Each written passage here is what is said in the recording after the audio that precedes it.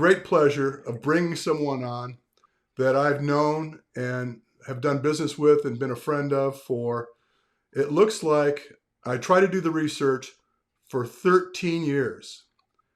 Dr. Steve Capobianco, who is basically, I got to say it, I guess you're the brains behind the company RockTape, and have been innovating products since I've known you.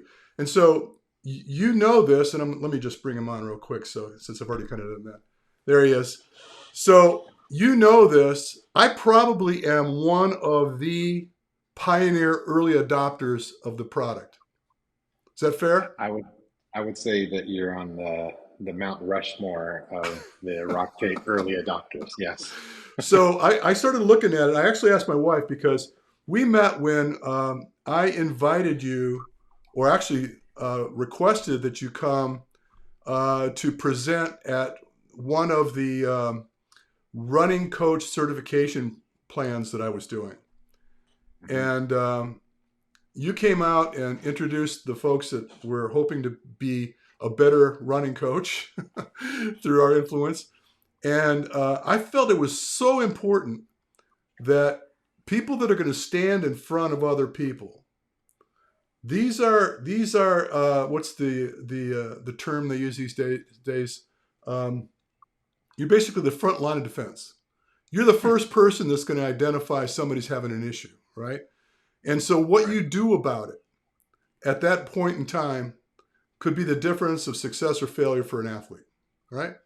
Agreed. So I Agreed. felt it was critical that the people that were going to learn to be running coaches under my care learned how to treat potential injuries up front. Now, I want to be clear. We're not talking about trying to turn them into therapists or physicians. We just like identify a problem and what would be the first solution if there's a solution that can be had. And so I called on you to come out and present at the time, which was the only product on the line, which was RockTape. Mhm.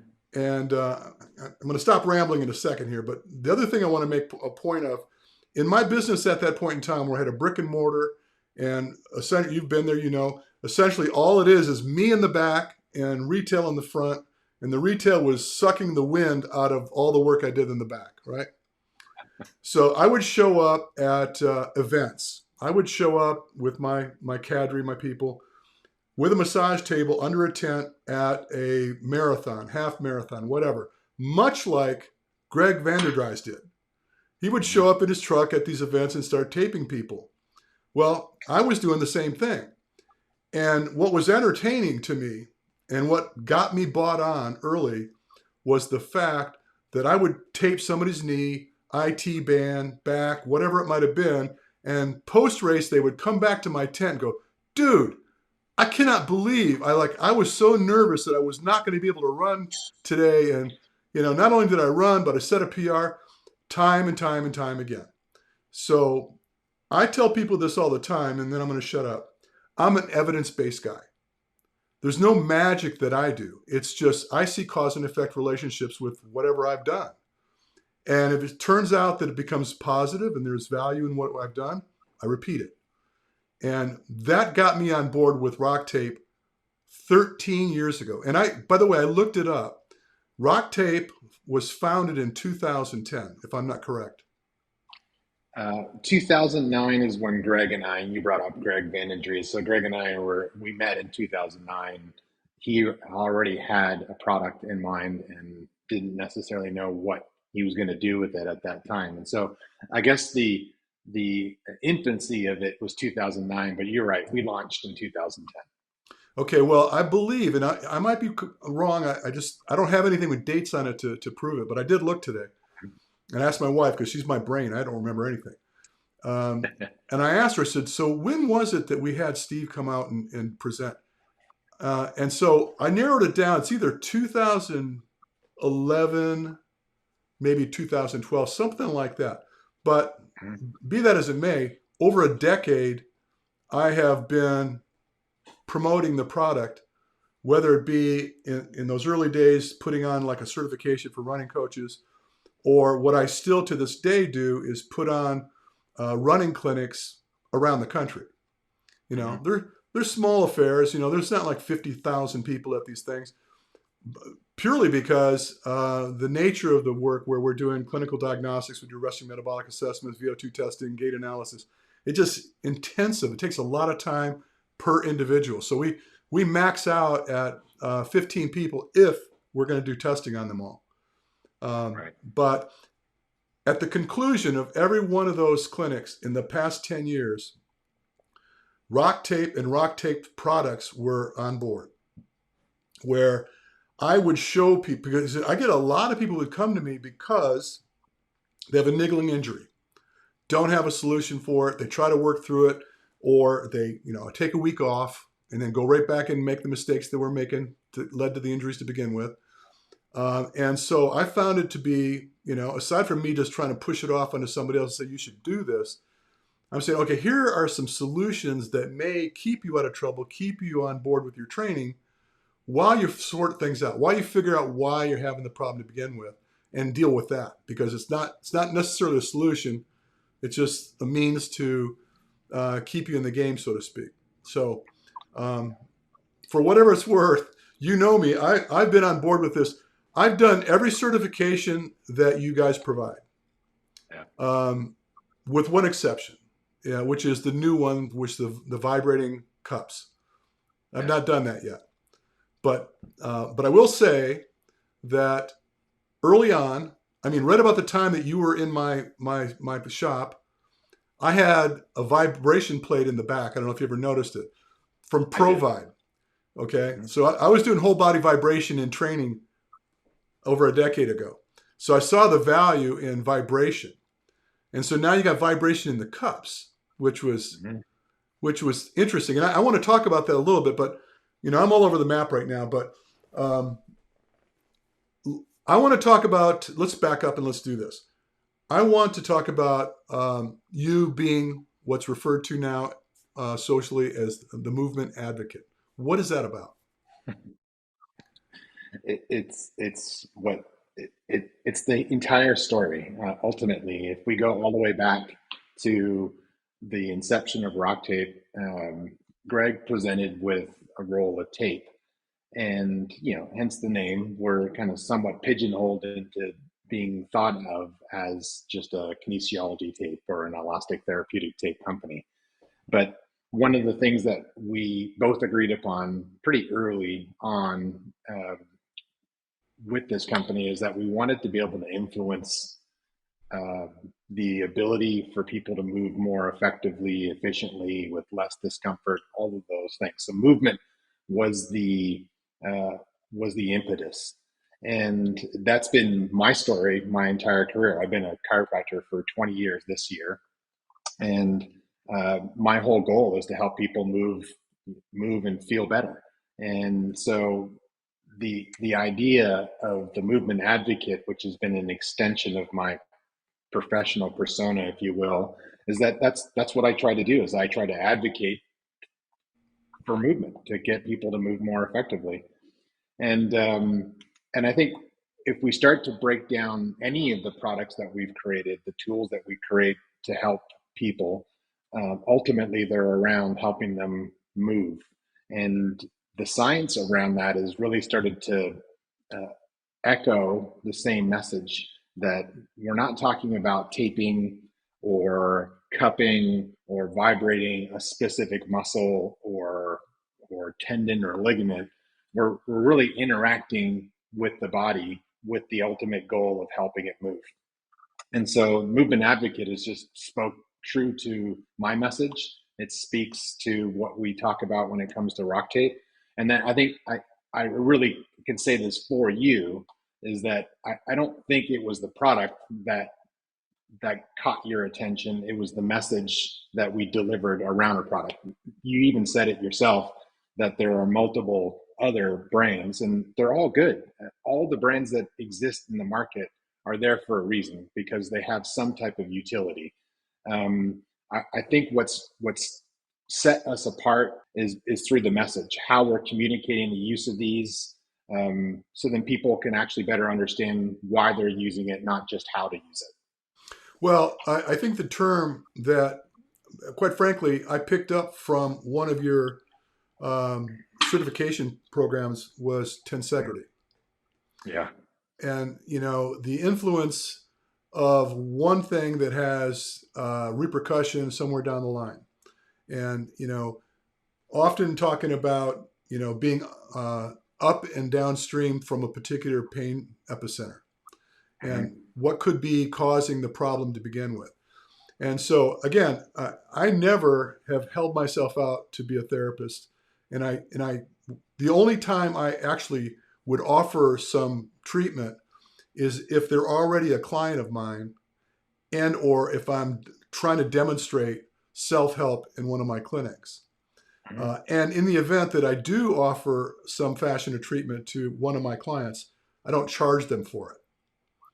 I don't. I don't. I just see this as a path to helping them continue to move. And Right. there's, this. You've been around this long enough, that principally the problem with athletes is overuse injuries. There's poor mechanism. There's something they're doing that's incorrect that's causing problems. And when the volume picks up, the problems show up. And so, and I tell people all the time, it becomes an issue of strength to weight ratio. How much your body will tolerate relative to the exposure and influences you're getting from your training. And so there's always a point of breakdown. I used to have people in one of my conversations where I have a group of people and I say, um, raise your hand if you know that your volume limit of running is 20 miles, 30 miles, 40 miles. And I'm waiting for all of a sudden all the hands are up, right? Because Right. everybody Right. tends to know what their limit is. They know, oh man, when I get to around 35 miles, that something goes wrong, shin splints, knee issues, IT band, whatever it might be, plantar fasciitis, something rears its ugly head. And the solution typically is to take a week or so off. And then they begin again. But they don't solve the problem. They just begin again. And so they always end up, maybe if they're lucky, they'll get a little bump in their volume. Maybe instead of 35, maybe make it to 40 before they start breaking down. But I saw this to be a problem with marathon training, where there wasn't really what I would believe to be a professional coach involved. So, it's usually some um, charity thing, like, the uh, whatever charity that's for cancer, whatever it is. And then there's the person that kind of stands over it, that meets you on a Saturday morning with a clipboard. Okay, Sally's here, Bobby's here. Okay, everybody got to run 10 miles. Right. And the volume progressively picks up till they start falling out. People don't show up, or whatever. But that would be what coaching was about. And I just took exception to that. I thought, if you're going to do this, if you're going to stand in charge of these folks, you need to know a little bit more than that. You need to know how Mhm. to defend these issues with. And so I created this certification, and I got bothered for a long time after I quit doing it, um, because people wanted me to continue to do it. And interestingly enough, the people that actually went through and took our course ended up being great coaches. One of my guys ended up being the West Coast coach for Nike from, yeah, Wow. from Mexico to Oregon. He was the guy, right? And a couple others, very successful coaches, because they were bringing to the table something beyond what was typical, right? And this is just in recreational fare. Mhm. This isn't, professional teams or what have you. But then it's taken me to what I do now, which is basically the same thing, except for it's me, right? I bring people into my place, and now it's a joke because after having that beautiful, that was a pretty cool place that I used to have, this brick and mortar place. I spent a fortune in that place, right? I mean, literally a small fortune to make that place look the way it looked. Uh, And after 6 or 7 years of that, I said, you know what, I'm done. I'm not signing another lease because it's just killing me, right? So I went home and started operating out of one stall of my garage, right? You mhm. couldn't even put a car in the space. That's how small the space was. Became internationally famous. I had I had people coming to my garage from all over the world. It was ridiculous, right? And my business was flourishing now, right? No overhead, lots of business. They didn't care if it was a garage or not. So I realized that what was really more important was what I was delivering. right? Yeah, the content. Hmm. Right. And it wasn't genius. And I don't pat myself on the back and say, well, I'm a genius and you're not. I was just looking at things logically. I'm going, well, this is clearly what's going wrong with the way you're moving. And here's something that I believe, through my research, my study, my experience, that this will help you with that problem. So collectively, it might be I show them things that they could do to mitigate some of the soreness or inflammation they might have, but I am also changing the way they move. And that got to Hmm. be a big deal because now I got people that are not only doing well, but they're winning the races and they're getting on podiums. And so a lot of that was, people going, whoa, who's this guy?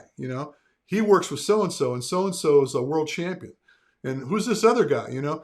And so it just kind of happened. And it wasn't anything magical. It was just logical conclusions. But, um, you know, the RockTape has been the only company, regardless of what the critical relationship might have been between us, is the only Hmm. company that I have supported for the last decade. Supported meaning I would bang the drum, people in front of me, this is how you do it, this is why you do it, and so on and so forth. I mean, I'm sitting here at my desk. Look, this look familiar? Uh, You know, yeah. does this Hey, look? listen.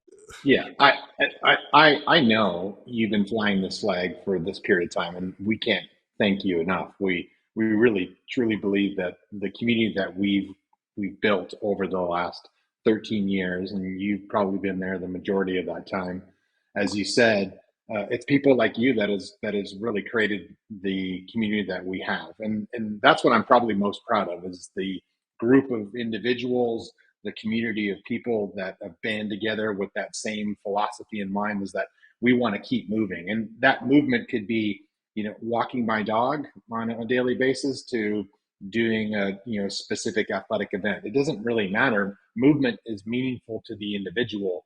And you bang that drum, like you said, to be able to help the elite athlete, and our goal is to be able to provide you insight to be able to kind of help that process along.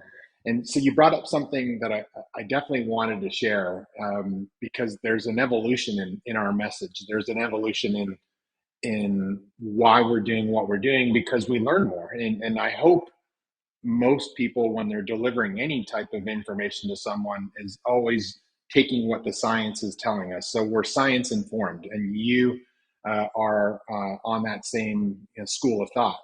And so you brought up tensegrity, and the reason I think it's important for us to discuss is that it could be confusing for people. And we're just talking about self help. If I wanted to figure out where should I tape, where should I put a cup, where should I vibrate, with all these tools that exist in the market, percussion is huge, still is huge after several years.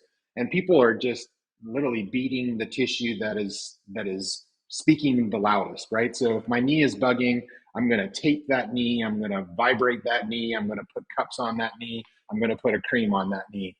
And so the idea of tensegrity, which has been around for, gosh, many decades, is starting to kind of rear its head again because the evidence is indicating that when we're talking about this machine, the human body, it's much more complex than we give it credit. And so the idea of tensegrity is that one area of the body can influence another. And once you start to uh, peel away at the onion, you start to identify that the knee isn't the issue, it's the victim. The culprit is the hip and the foot. And once you start to understand that the foot and the hip, as an example, can affect the knee, then this provides you power in how you can actually influence the ability for your body to move more effectively and efficiently, like I keep saying. So, so the reason I bring this up is that the concepts of tensegrity, the complexity of our bodies may seem overwhelming, but it's actually really simple if you kind of take it, take a look at the body as a whole. And that's really the message that we've been delivering with our education and what we deliver in our products is that we want you to identify the key areas that you want to provide an input to. And so something that I want to share to you and to the viewers and listeners that are going to be watching this is that there's um, there's one main um, focus when you're trying to interact with the body, and we generally would think that it's going to be a muscle, that we're going to be interacting with a muscle, and really what the science is telling us is that the only thing that we should be focusing our attention on is the brain. How do we influence the brain to be able to improve how our muscles work, our expression of pain or discomfort, um, just our physiology in general. The brain is the governor. And so if you know this, then you can start to use the tools that exist. And we're talking about RockTape today, is that you can put a strip of tape on an area of the body and have an effect that you weren't expecting, because the brain is taking that information in and making a decision on how to move forward. And so I think with this new knowledge of how we're interacting with the brain, and we can talk about this further as we go through and with more specificity, but once you understand that interacting with the nervous system more than you are with tissues, even though you might be taping an area that that accompanied by a specific muscle, a tendon, a ligament, some tissue. The goal is to communicate with the brain, and the brain to provide you the outcome that we all observe. Right. So those are things that I'm really thinking about over the last couple of years, because the science is telling us to. Well, it's man, there's so much that I can peel back here myself when I'm listening to you say this. Is like one of the things I've been pretty staunch about is runners that are dealing with the marketing hype associated with running shoes. And, and it hurts my heart when I've had a chance to work with somebody. And again, when their head is nodding up and down because what I'm telling them becomes logical, it's irrefutable. I don't just throw some crap out there because I want to see if it'll stick. It's been long studied, long delivered, long experience-based information that is, it doesn't help everybody. We can't help everybody. There's people that are unique and they have circumstances that are unique. But you're talking about how the central nervous system is essentially making decisions for the body, and it's based on the feedback that's relying on. So the mechanoreceptors in the bottom of your feet are involved in the process of developing signals to the brain to react, or actually better than that, to be proactive, is what I've learned. And the further away from the ground you get, the further the dampening effect that is associated with the mechanoreceptors. Basically, we're talking about the same thing. I'm just eliciting to a very specific region of the body. And so I see these guys wearing these really puffy shoes that are supposed to, provide them with impact relief. Offering. Yeah. And it just hurts. I thought that doesn't make a lot of sense. You need to get closer to the ground. You need your foot to do what the foot was designed to do, so it can communicate with your brain. And I'm not a barefoot advocate. I'm not going to say go run around barefoot on pavement and concrete, whatever. That's stupid. It's just, it's just a matter of time before you hurt yourself, right? But you want to be able to protect your foot well enough, but not let the shoe get in your way. And I've been selling that, and I've never, I have no shoe love manufacturer-wise. I don't have all these guys are great, because they all are falling prey to marketing hype and, pressure from above. Hey, look at so-and-so's shoes. They're doing really, really well. Why aren't we doing the same thing they're doing? And so they start selling, different colors, different type of foam, but basically they're chasing down high stack height, because that seems to be a big deal these days. And anyway, so it's really the same message. So I end up getting these guys that end up with plantar fasciitis. They've got Achilles tendonitis. They get all these osises and itises that are going off because just things aren't communicating well, right? And then here comes the need to show them ways to mitigate some of the issues they're facing as they correct the problem that is at large. And that's what I've been doing for a very long time. And so off that for a second, you talked about evolution, and I almost wanted to jump in. What I've learned, the evolution of RockTape, is, okay, first it was a tape. Yeah. Great success with the tape. in my own accord, I've had great success with the tape. Learning unique treatment patterns to tape for whatever reasons and whatever. And then comes along the new product, right? Next thing you know, we're introducing floss. And I realize that most of the products that you guys have are not novel. I mean, they've been around for thousands of years, many of them, right? The cupping, That's right. the blading, using the instrument-assisted soft tissue mobilization. So all of these treatments start to work well together, right? So it used to be I just had one arrow in my quiver, one golf club to play with. And now I got two, and now I got three, and now I got four. Now I get to a place where I'm just, geez, how do I want to do this? I definitely know that like tape has turned out to be, rather than the standard, it becomes a means for carrying the treatment for a greater length of time, is the way I've found it to be, right? So I might go in and do a little discovery with the blade, So I'm in there, scanning, looking for things. Oh, hey, I got a little something here. Let's try to clean this up a little bit, and then maybe reduce some inflammation to a particular region, whatever, and then come behind it with, I might throw floss and just help to, encourage more of the inflammation to go away, or increase some of the mobility that was being lost. And then once I've gone through that, whether it be through the cupping, or whether it be the floss or whatever, I finish up with the tape. And so I find that the tape will give them, instead of giving them like hours of relief, it might provide them for a few days, right? Right. And so I've been watching the evolution. It's like, cool, what's coming next? So the last thing so far, unless there's something else that I don't know about, the vibration in the cups is intriguing to me. And I love the cups, by the way. I've had great, by the way, this might interest you to know. I will put cups on a calf issue, right? So calf Achilles. Run a line of cups on him, actively move them, put him on a treadmill, as long as the cups will stay, for a few minutes, pull the cups off, and have almost immediate relief. I mean, I'm talking about, like, I do this 1 to 10 thing. On a 1 to 10, how much pain do you have? Because the client comes to me ready to train. We're going to put him on a treadmill, do some overspeed stuff, whatever. And 1 meaning zero. I mean, not next to zero pain. 10 being, oh my God, I'm lit, right? And pull somebody off that, literally I've had this happen more than a few times. Pull them off the treadmill because I don't think I could do this today. Put cups on them, put them back on the treadmill for a few minutes, just walking, maybe jogging. Pull the cups off. How are you now? 1 to 10. 1.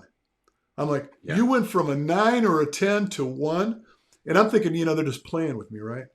Then it happened again. And then it happened again. So getting back to this evidence-based thing, I started to notice a profound result from these treatments. And so, like, what could I possibly say other than, man, this is the deal, right? So literally all my clients that I work with globally, if they have access to it, they have a kit where they have tapes, they have rock sauce, and they've got either cups or floss generally. And now they go for it. Whenever they know when things are getting a little saucy, they know what to do about it, which is great. That's what I love about you most, is that you give people the tools and the knowledge to be able to figure out how to self-manage. Therapists, and I'll speak for the traditional therapists, manual therapists like myself, and physios, the athletic trainers. And I'm speaking with a pretty wide spectrum here. The majority of us focus our attention in the clinic, where we're treating on you, we're operating on you. You need to rely on us, and that's the relationship. So people don't leave with the autonomy saying, how do I manage my own body when I'm picking up my mileage, when I'm not available to come see my therapist. So I love the fact that you provide that. Just going back to what you said as relates to the tools, they all complement each other. We wouldn't have created them if they didn't. They work in concert with each other. They're different instruments to be able to have that communication to the brain. And you said it beautifully, and you just used the foot as an example, and I want to kind of come back to that. Entombing a foot into a fluffy shoe is not going to deliver the information that the brain needs of where the foot is in space. So now the brain is looking, and you said proactive. And again, I'm always going to steal things that you come up with. I'll give you credit maybe 3 times, and then I'll make it my own. But the point is that the brain's always trying to predict the future, right? If I'm on a trail and I'm going to be, running, my brain's already thinking 3 steps ahead, so to speak, to be able to identify how do I need to control my body so then I avert rolling my ankle on that rock that's ahead of me on the trail. So when you don't have that information that's coming in, then the brain is left to make a decision with no knowledge.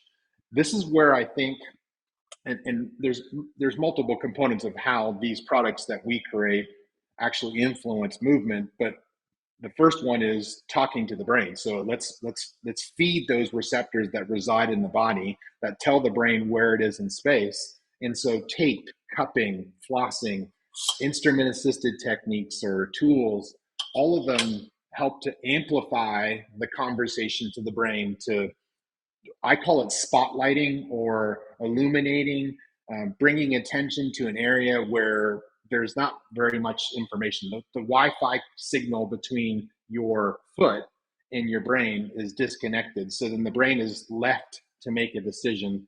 And unfortunately, what happens with that, and this is going back to tensegrity, is if the foot isn't going to deliver, the information, the brain's going to want to steal it from somewhere else. And so it goes upstream, like we were talking about, and now it's putting more stress on the knee because it's seeking, information, it's seeking stability, and it's not getting it from the foot because it doesn't know where it lives.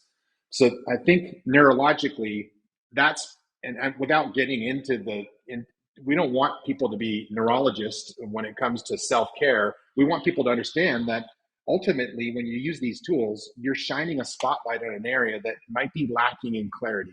And by just bringing attention to it, helps the brain make a better decision. So that's the neurology behind it. So when you say someone goes from an 8 or 9 to a 1, it's very difficult to explain that mechanically, that we've broken up some adhesion or scar tissue, or we've disrupted the fascia, or we've optimized muscle function locally. It's just, you can't explain it mechanically. The way that you explain it is that the brain is what provides us the feeling of pain. It's not the tissue, it's the brain that actually generates the pain expression. So we're influencing the brain, and it's an immediate reaction, and that's the beauty of it.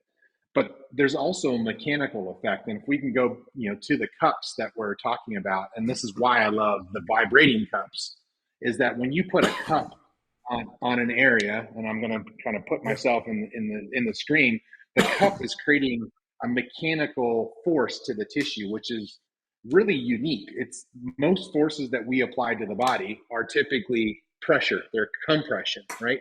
So they're putting pressure in. This is one of the tools, one of the only tools that takes pressure away.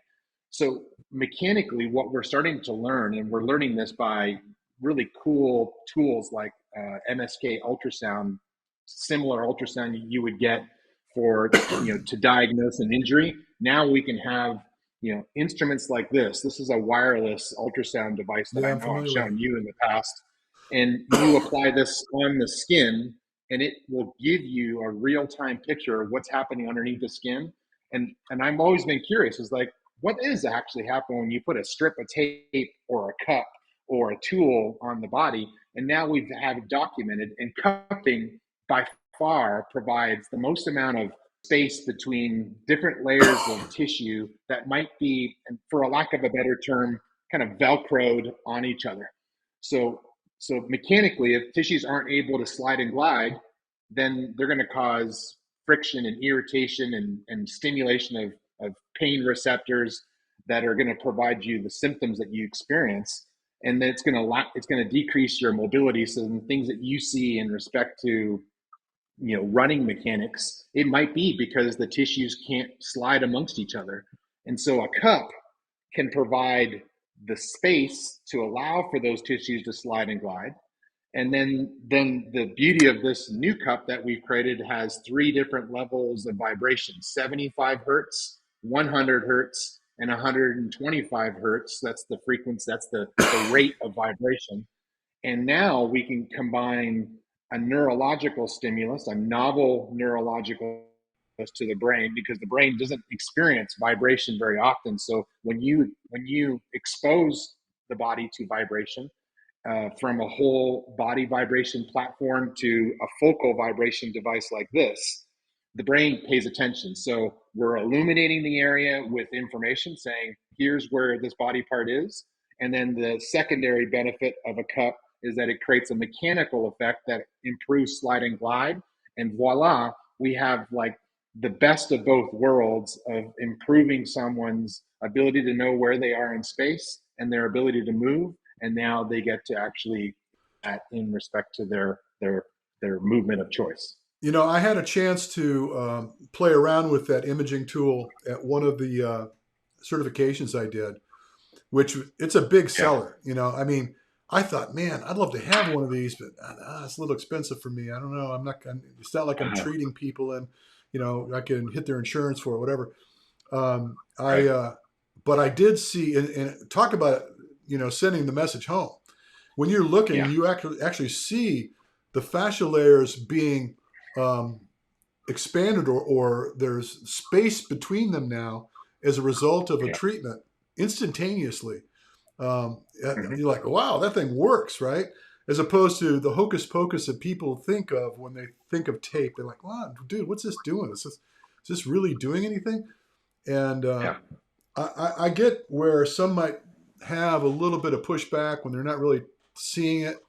And it's a lot of it, because the kinesthetic awareness, I guess what we're talking about here is that the brain Yeah. identifies something is attached to a part of my body. I'm paying attention to this now, right? Where maybe That's right. before it was not. And I mean, just the decompressive effects that's helping to, as you move, inflammation is also moving. Fascia Mm-hmm. layers are starting to slide a little bit more effectively. Things Mm-hmm. like this. So, I mean, I've been, like I said, I've been on board for the whole ride, and it's because I have yet to see some ridiculous thing where like, what are we doing here? This is not Uh, working. And I've seen that. I've seen that happen. I'm tough, by the way.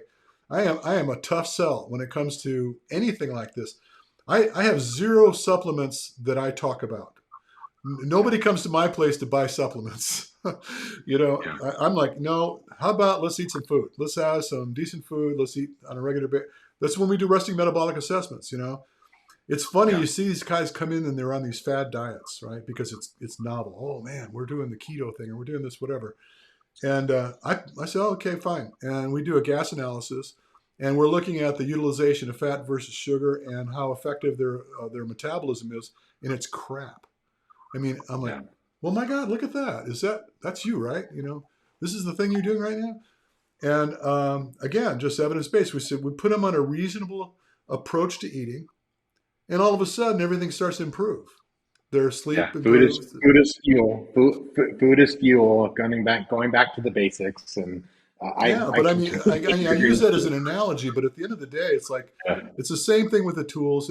I'm just a tough sell, and I've known that this has been a go-to thing for me for all these years. And you know, uh, other than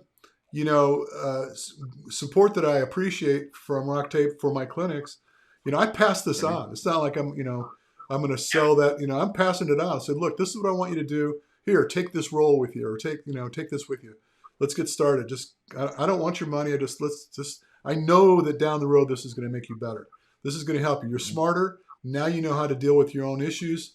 And so the point that you were making about the therapist being involved, and that takes a little work. I know how it is for me. I mean, I could use a team of therapists to work on this old body, right? But it's just getting, making the call, making the appointment, showing up on time, dealing with insurance if that's it. By the time you get to the intervention, by the time you get to somebody that's going to take care of you, maybe the path is you got to go through your doctor first, and then he makes the appointment. But weeks have gone by, right? And I've had guys that tell me, oh, something's wrong with my foot, whatever. And I say, here, I want you to do this. He goes, oh, I'm going to go get an MRI. I said, great, you're going to get an MRI. And by the time you get the report back and you actually speak with your doctor, 6 weeks have gone by, right? Might be a little crazy. In a couple of weeks, maybe a week, I don't know. But you could do something right now that may have influence, that may provide benefit to you. And 9 out of 10 times when I make that kind of observation, we've ended up in a good place. Now, mind you, if I see something that really does not make sense to me, that I'm a little nervous about, I'm sending him to the doctor. Go see your chiropractor, go see your therapist, go see somebody, because this is above my pay grade. I don't do this. I'm just trying to help you make a better decision. And just knowing the difference, where you cross the line or don't, has always been kind of my mantra. I just stay out of trouble, give better advice rather than just people tend to not know what to do about their own circumstances, I find. That's right. That's right. Well, let me just kind of touch on that because I think it's a sticky point, pun totally intended here, is that the therapists are concerned that non-therapists are using these types of products that are typically considered clinical, um, uh, and I think the complete opposite. In fact, we don't restrict who can actually come to our education, because education or knowledge is the power. And understanding just what you said is understanding what is your scope and understanding what is within your control versus what should be referred to, the next level of care. But there is a spectrum into the care model that people forget about. The therapist generally consider that they are the only component of the therapy spectrum, and then it's not true. It starts with the individual. The individual you know your own body better than anyone else, and so when a tissue is injured versus when it's just stressed from maybe increasing your mileage and knowing that I need to back off. So you have that intuition of your own body. And then the next level, and this comes down to access, and this is something that I hold true in believing, is that, and I was a personal trainer and a strength and conditioning coach well before I was a chiropractor, and I continue to implement that practice into the practice of chiropractic because I truly believe that the corrective strategies, the exercises, the recommendations I gave was more important than the therapy that I applied with my hands. So I'm saying all this is that the access point, the level of access that a personal trainer, a strength and conditioning coach, a run coach, others that actually see someone on a more regular basis, they actually pick up more than the therapist does. And so I love to work in collaboration with that professional, because we together can actually help an individual much further, including that individual into the actual discussion. Because a lot of times, again, we're operating on them. We're not even asking the individual what they think is going on. They're just a piece of meat on a table, and we're affecting that meat that they are feeling pain in or having dysfunction in.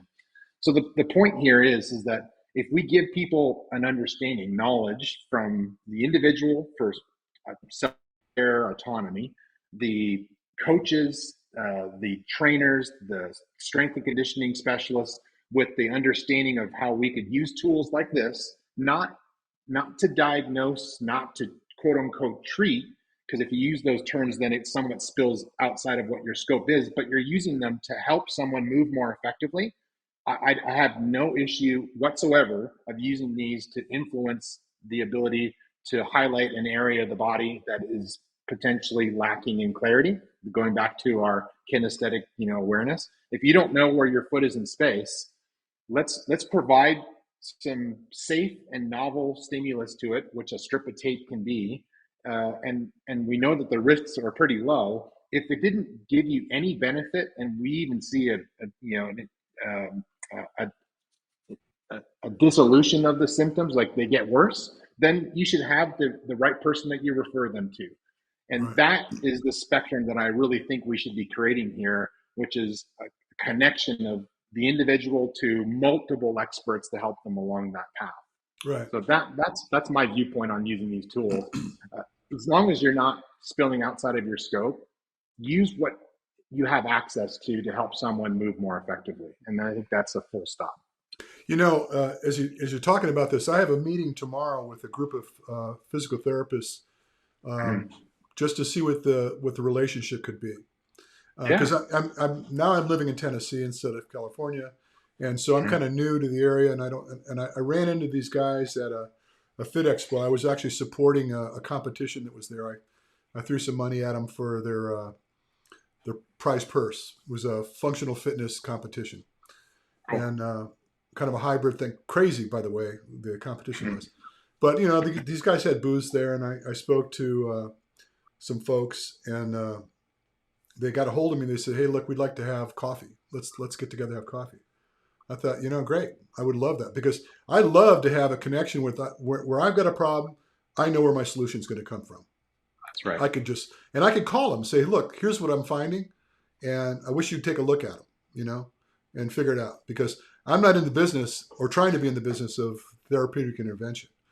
Mhm. I'm in the business of helping athletes stay functional, being able to continue to do and flourish in the thing that's. I have guys. I'm working with a guy right now that I expect he'll win the world's toughest mudder this year.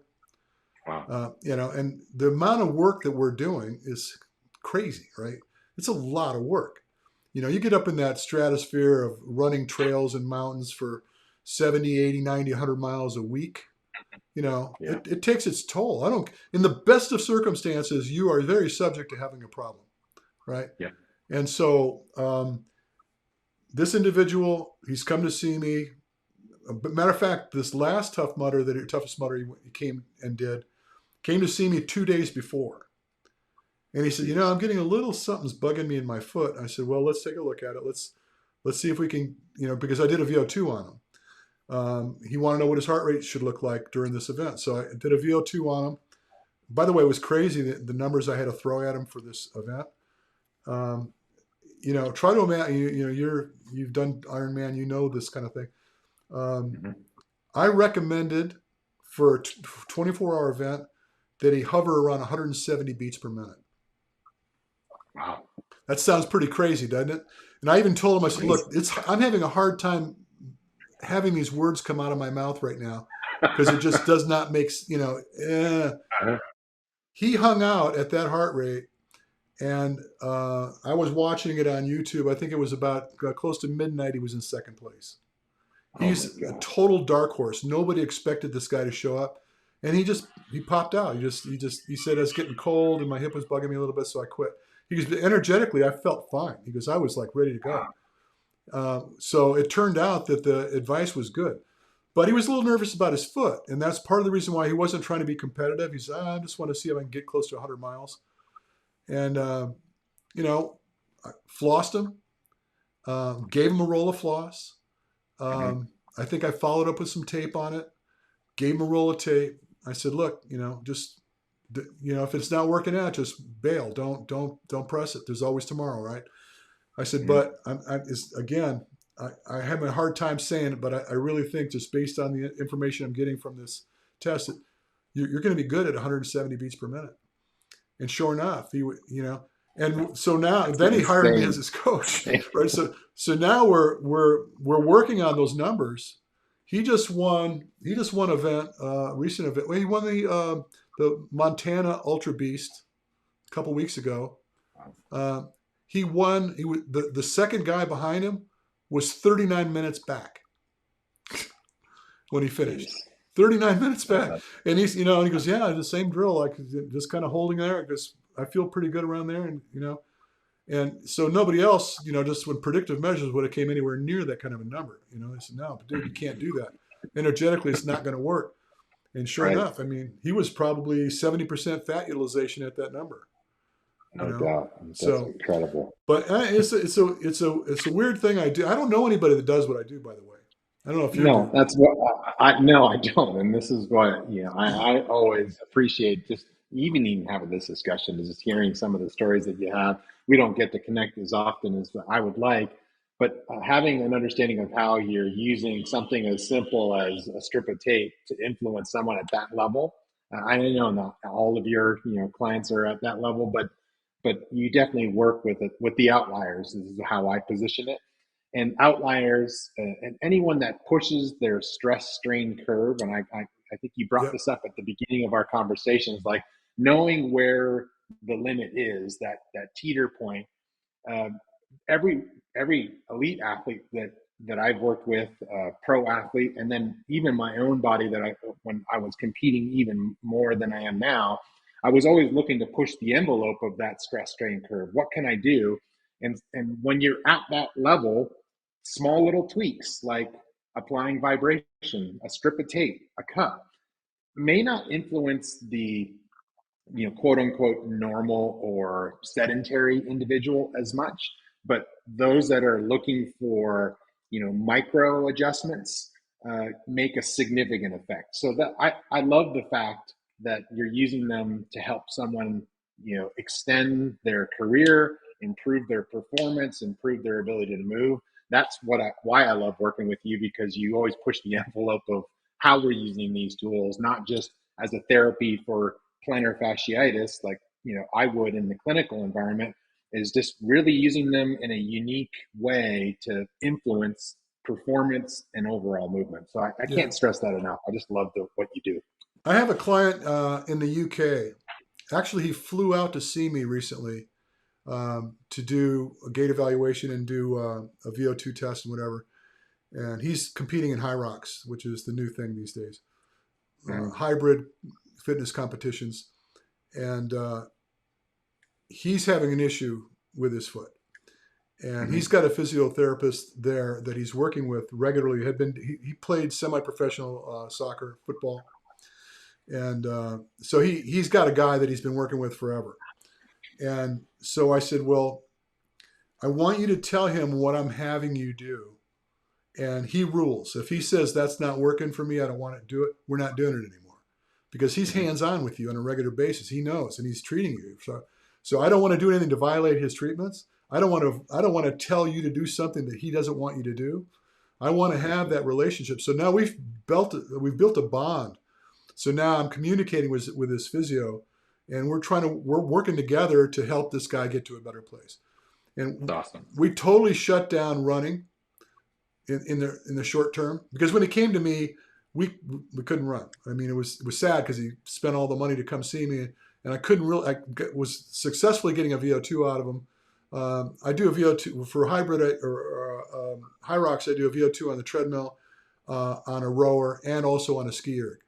Just looking at the threshold differences between the three modalities and trying to develop, where the energies need to be brought about, whatever.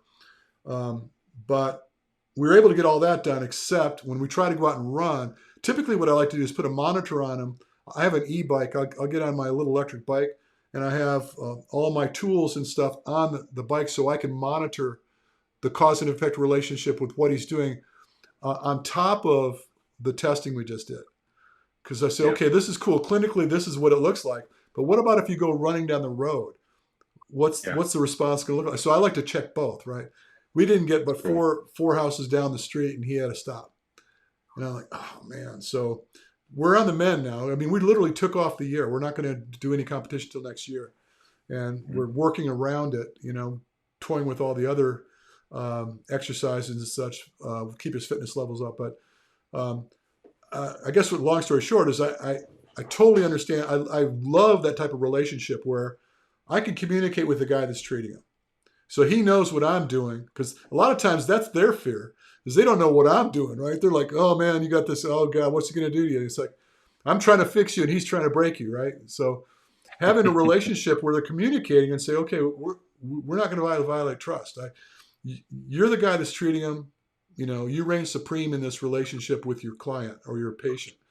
I'm the Mhm. outlier. I'm the guy standing out there trying to get him to this competitive end, but I can't get him there unless he's healthy, right? So there's You definitely guys are working. you're working together. It's the Right. therapeutic performance alliance, if I want to call it something. Right. And I wish more of us did this. And that's again, you are an outlier. I don't think you're an outlier, and nor are you a level below the therapist. You should be working in tandem, and I think you do that beautifully. And I think you're going to do that with the group that you're going to be meeting with, and start to bond, a new relationship in the new state that you're in.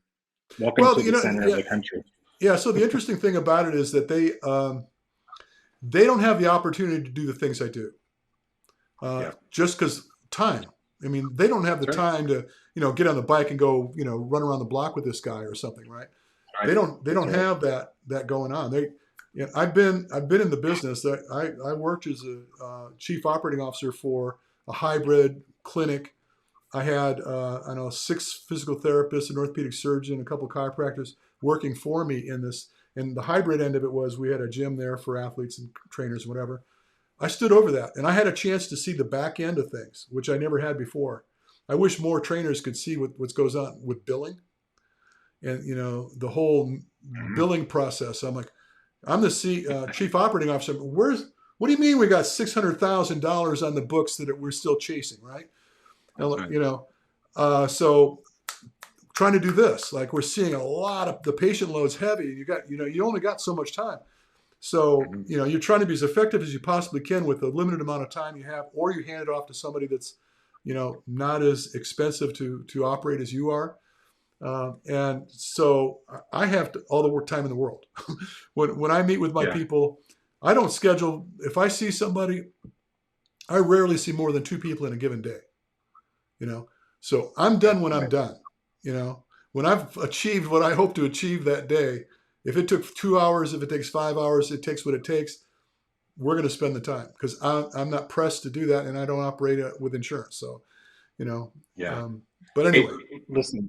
I want to kind of sum this up because I got to run on all to right, no another worries. webinar when it comes to education. But here's something I want to kind of tell your viewers and listeners is that this is exactly the relationship that you should seek to find is someone like yourself that is willing to do the work to be able to collect the data on someone to make a decision, have the necessary tools to give people the information and toolkit to be able to manage their own body, of which you do, and then have the network of other experts within the spectrum that that people could rely on if and when necessary. So it all goes back to what we started off with is that the central message of me as a movement advocate, as a chiropractor, as an athlete, it's all about helping ourselves move more effectively. And if we do it in a team, if we do it,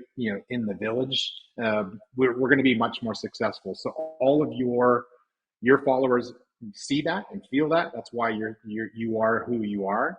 And I'm so proud and honored to be able to be part of that solution kit that you provide.